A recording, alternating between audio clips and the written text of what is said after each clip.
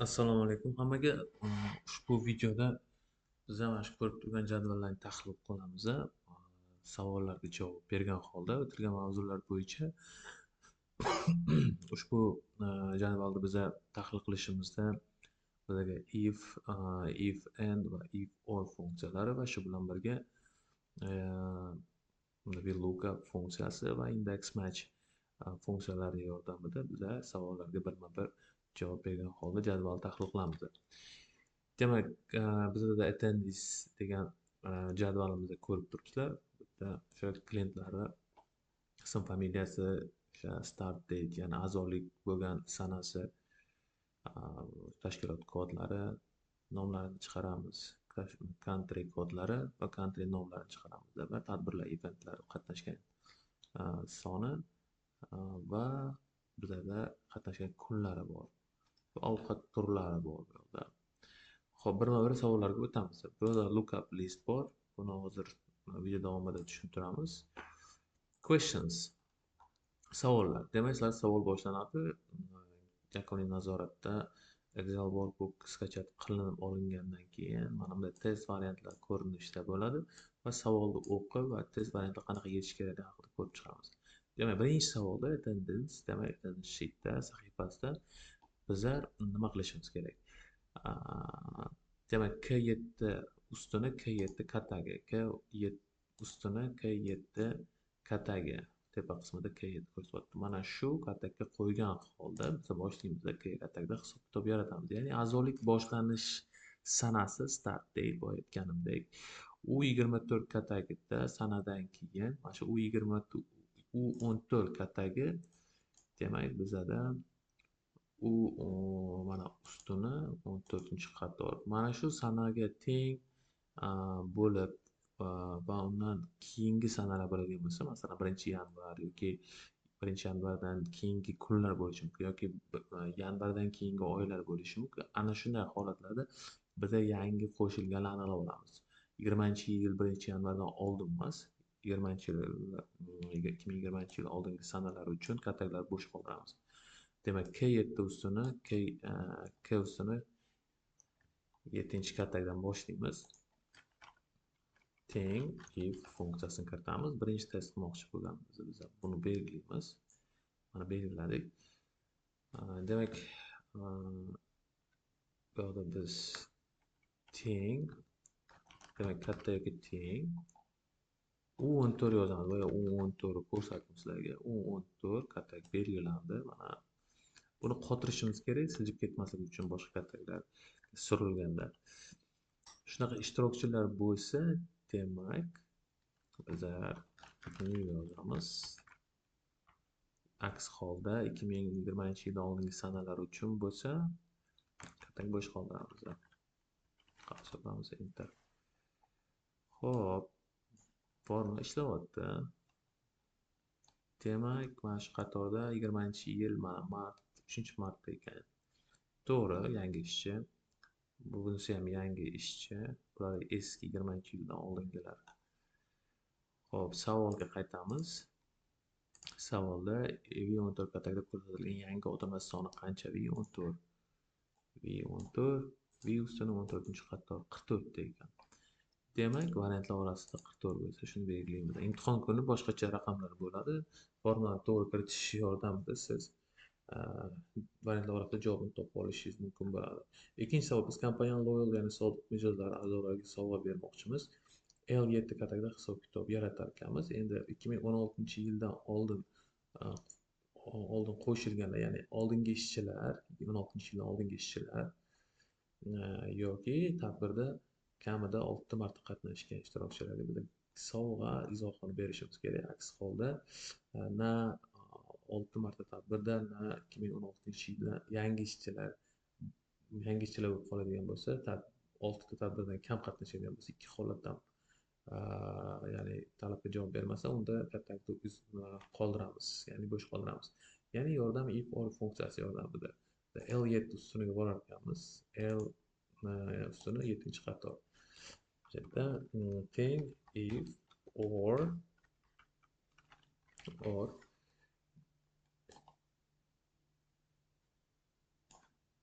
Demak, mana buni bosamiz. Hozircha bo'sh katak xato chiqaradi. Uni hozir biz yilni chiqarib olamiz bu yoqdan. Xo'p, belgiladik. Demak, 2016-yildan oldin bo'lsa, kichik qilamiz. 2016-yil yozamiz. Virgul. Va tadbirlarni belgilaymiz. Tadbir kamida 6 ta bo'lishi kerak. Kamida 6 ta degani 6 ga teng, undan ko'proq tadbirlar bo'lishi mumkin yoki teng. Tadbirimizni 6 yozamiz. False yapamiz. Virgul. Shunday holatlar uchun biz izoh gift deb beramiz. Aks holda ikki holatdan to'g'ri kelmasa, tadbirda kam qatnashgan bo'lishi mumkin 6 dan yoki 2016-yil va undan keyingi yillarda qo'shilgan ishchilar bo'lsa, ularda katakni bo'sh qoldiramiz. Xo'p, savolda qatnaymiz. Menimcha savol, demak, u 24 katakda ko'rsatilgan umumiy kerakli sovg'alar soni qancha? Bu 24 da 358 ta bo'lib ketibdi. Xatolik hammasida ketibdi. Chunki bizada mana bu bo'sh, biza 2000 yillar ajratib olishimiz kerak. Mana e'tibor beringlar, bossam katak bo'sh. Yilni ajratib olishimiz kerak. Yilni ajratib olishimiz kerak. Mana belgimiz faqat yilni ajratib oldik. Endi to'g'ri bo'ldi. 202 ta variant qilib, variantlar orasida to'g'ri javobni belgilaymiz formani to'g'ri kiritish yordamida.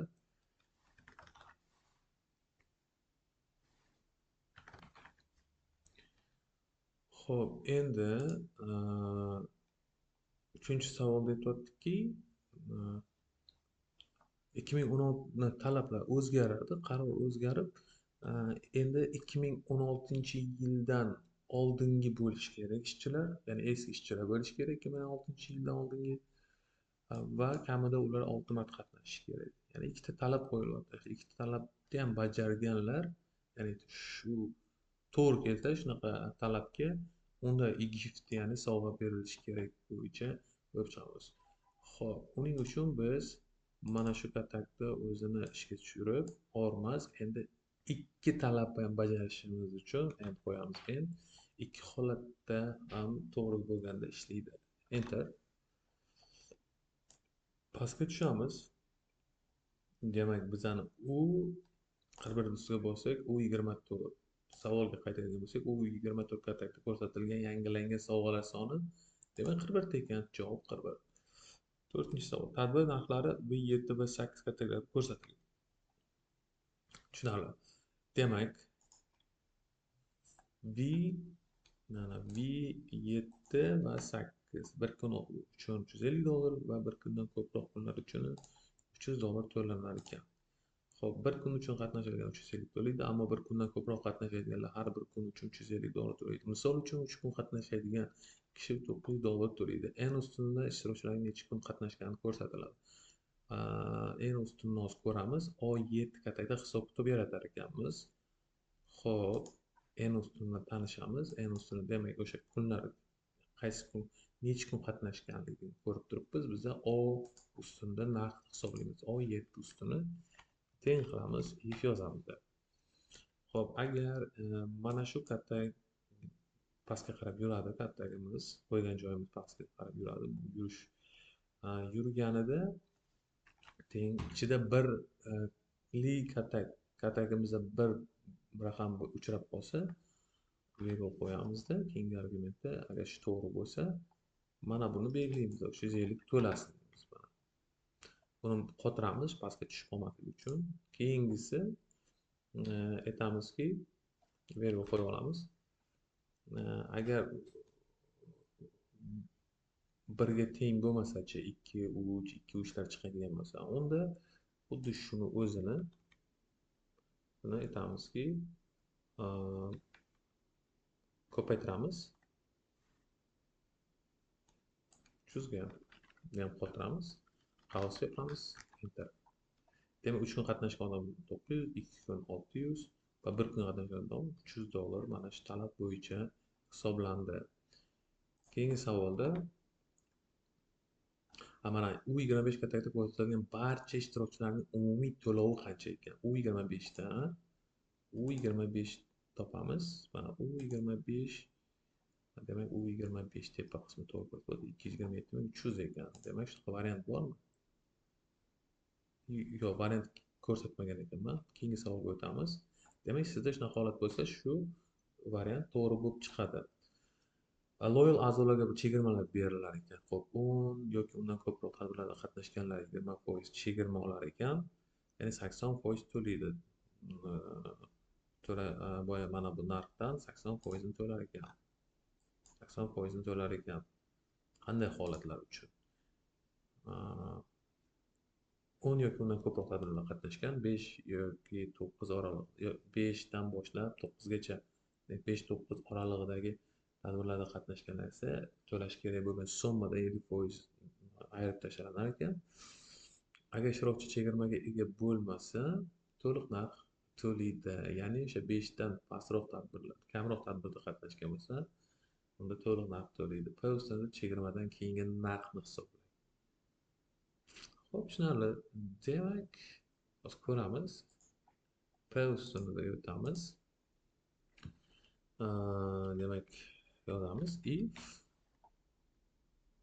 tadbirimizni belgilaymiz. Shu tadbir 10 ta undan yuqori bo'lsa, shuna holat uchun biz mana shu narx to'lash kerak bo'lgan narxni birinchi kattaga o'tkazib oldik. Mana formula orqasida turibdi. Ko'paytiramiz. 80% to'lash kerak. Bizda to'lash kerak bo'lgan sommasini hisoblayapmiz, chegirmasini emas. Vergul, imtihonda bu misol uchun 70% ni hisoblang. 60% ni deb kattaroq chegirma ko'rsatilishi mumkin. Endi bizlar yana bitta if ochamiz va uni ichiga n yozamiz. Endi n nimaga kerak? Chunki biz 5 bilan 9 orasidagi diapazon ko'rsatishimiz kerak. Kimdir 7 marta qatnashgan bo'lishi mumkin, kimdir 6 marta, kimdir 8 marta.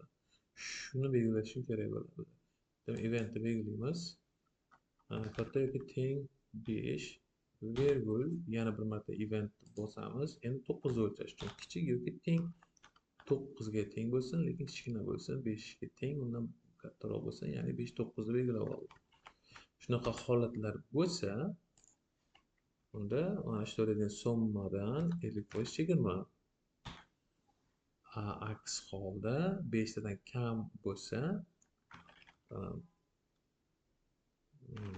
hop 5 tadan kam holatlar bo'lsa, belgilaymiz, enter bosamiz. Demak, bizda bunisiga qo'ysak, u 26 ekan, u 26 209 560 ekan. Savolda ham u 26 kategoriyada ko'rsatilgan chegirmadan keyingi, ya'ni after discount umumiy narxi qancha ekan? 209 ming variant bor ekan, javob shu bo'ladi. Mana yordam sifatida ko'rsatilgan. 6-savol. Ishtirokchilar qatnashgan tadbirlar soniga qarab maqom bilan, ya'ni status bilan taqdirlanadi. T19 U20 kategoriyada ko'rsatilgan. Tushunarli?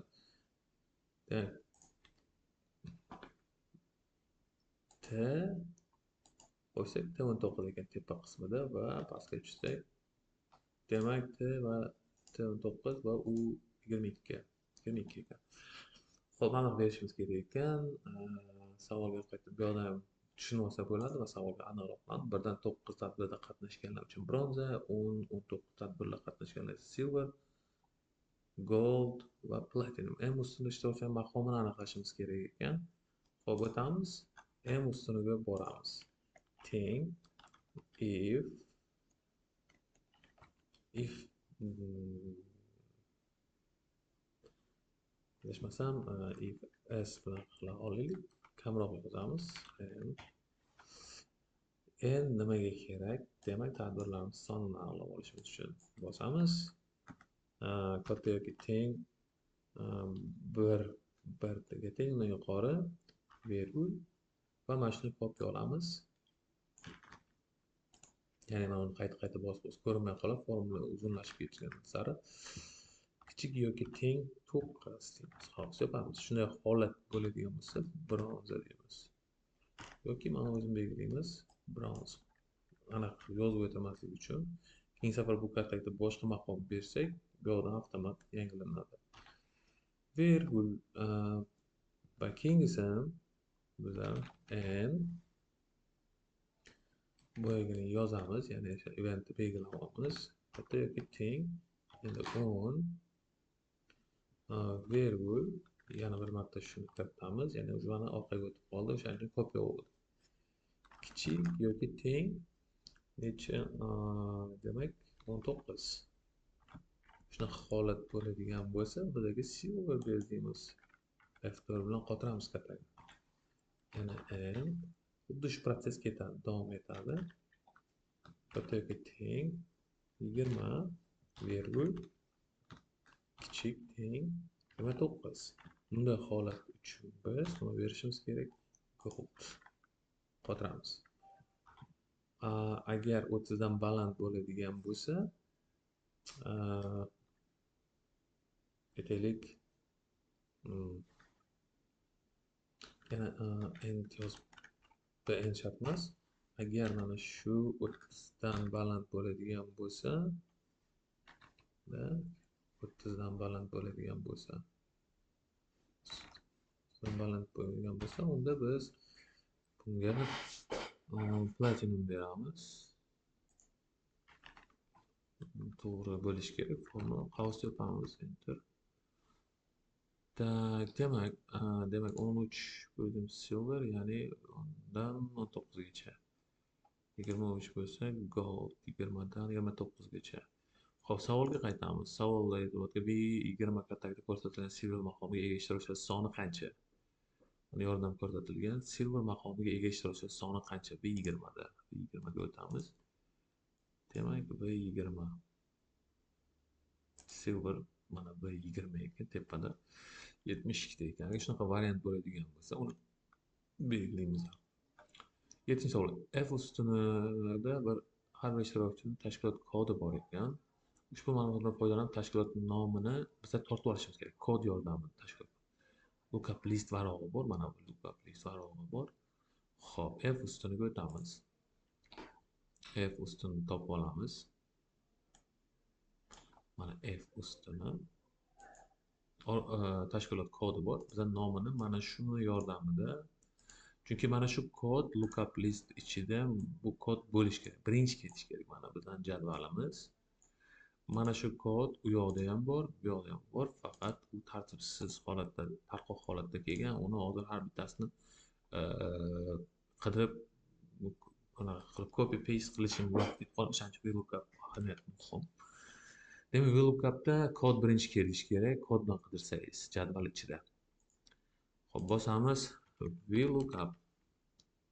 Belgilaymiz qidiruv qiymatimiz. Shu qidiruv kod yordamida biz lookup listga o'tamizda mana bu qanaqamiz belgilab olamiz.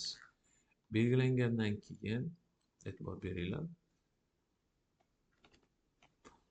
Tepa qismida barxil formulamiz chiqib turibdi. Mana shuni biz qotirib olamiz. Pastga tushib qolmasligi uchun bir joyda virgul qo'yganimizdan keyin mana shu demak jadval ichiga o'tsak, nechinchi jadvalimizda o'zi ikkita ustundan iborat ekan, ikkinchisi nomlarni tortib olishimiz kerak. Buni lookup list chiqib qoldi, o'chirib turamiz, 2 yozamiz, virgul bizga aniq ma'lumot kerak, qaos yapamiz, enter. Chiqib keldi. Endi savolga o'tsak, Call-It'da nechta ishtirokchi bor? Ya'ni B15 ta. Call-It bo'yicha B15 15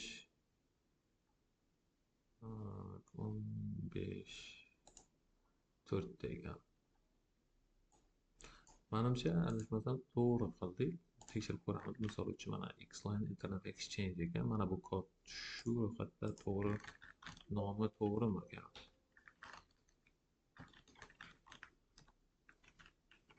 To'g'ri yozilgan. Demak, 4 ta ekan. Keyingi savolda har bir ishtirokchining mamlakat kodi bor ekan, H ustunida ko'rsatilgan. Ushbu ma'lumotlardan foydalanib countryni qidiramiz. Xuddi shu tashkilot kodi yordamida, tashkilot nomini tortganimizdek, country kod yordamida endi countrylarni tortib olamiz. Country H ustuni ayda biza narsaga e'tibor beramiz. Mana bu country. Endi bunga VLOOKUP ishlata olmaymiz. VLOOKUP qila olishimiz uchun kod yordamida tortib olmoqchi bo'lsak, kod birinchi turishi kerak bo'ladi.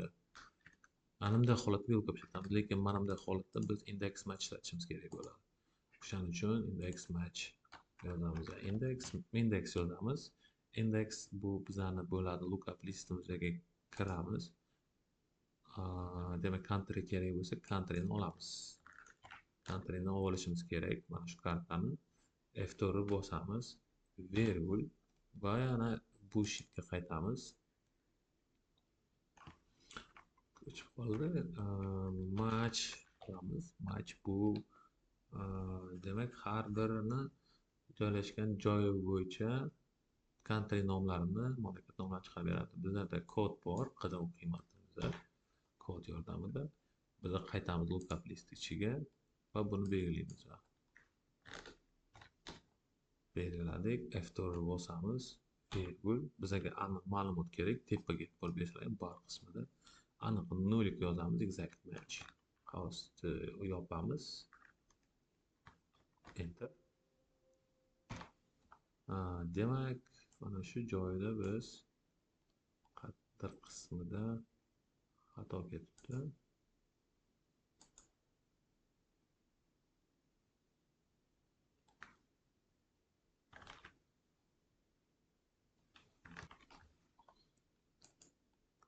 Qavsni qo'yish kerak. Mana bunday holat edi, qavs yopdim 2 marta, shunda ishladi. Xo'p, endi savolga qaytamiz. Qo'shma Shtat yoki Buyuk Britaniyada nechta ishtirokchi bor ekan? V16 da o'tamiz, V16 ni o'tamiz. Demak, V16 demak 16-xatoda mana from UK US 110 ta ekan. Shunaqa variant bo'ladigan bo'lsa, bu variantlarni belgilaymiz обязательно. Endi oxirgisi 7 ta o'rindiq zonasi bor, sitting areas mavjud. 29-35 ta A dan G gacha belgilangan ekan. Demak, mana T variantdan boshlanadi. Mana shu har bir o'rindiqlari demak mamlakat turiga qarab